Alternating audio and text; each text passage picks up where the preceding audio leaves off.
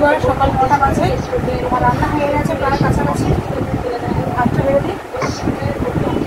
ভাত হয়ে গেছে, সামনে টকের ডাল, এটা হচ্ছে মুসুর ডাল, এটা হচ্ছে আপনার বড় ছেলের জন্য, এটা ছোটো ছেলের বাবার জন্য।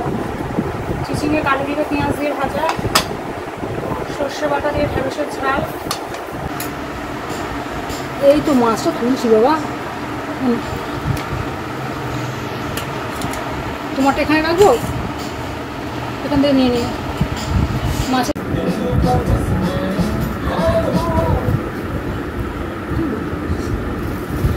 টিফিন রেডি হয়ে গেছে।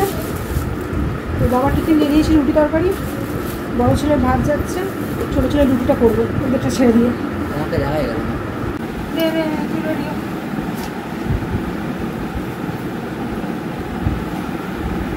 বন্ধুরা। সকালে সবার তাড়াহুড়ো, সবাই আশা করি সবারই তাড়াহুড়ো থাকে, আমার শুনি না। বড় ছেলের বাবা চলে গেছে, ছোটো ছেলে টিফিন রেডি হচ্ছে। পটল আলু ভাজা, একটু মিষ্টি দই খেতেছি, মিষ্টি দই। বাবা একটুখানি একটুখানি না, ওই খেয়ে দেখিস কেমন লাগে।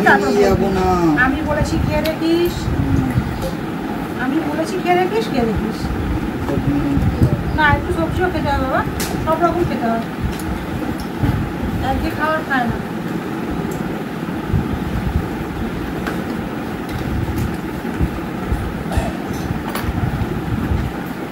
সব রকম খাবার খেতে শিখতে হয়।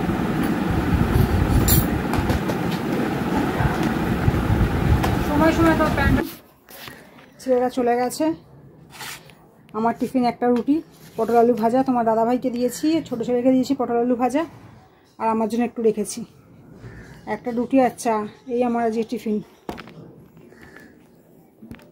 টিফিনটা খেয়ে তারপর সব কাজ সারবো।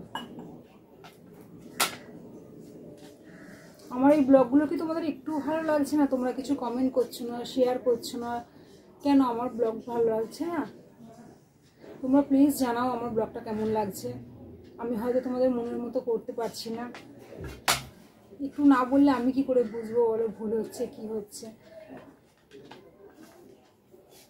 খুব ব্যস্ততার মধ্যে সকালবেলা থাকি।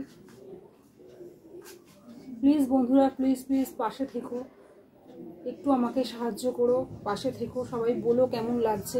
আমি তো কিছুই বুঝতে পারছি না আমি কেমন করছি না করছি, কেউ কিছু কমেন্ট করে জানাচ্ছ না।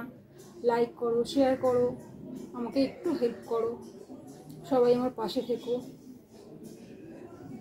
টিফিন খাবে চলে এসো। আমার ব্লগটা কি সত্যিই তোমাদের ভালো লাগছে না? তোমরা প্লিজ একটু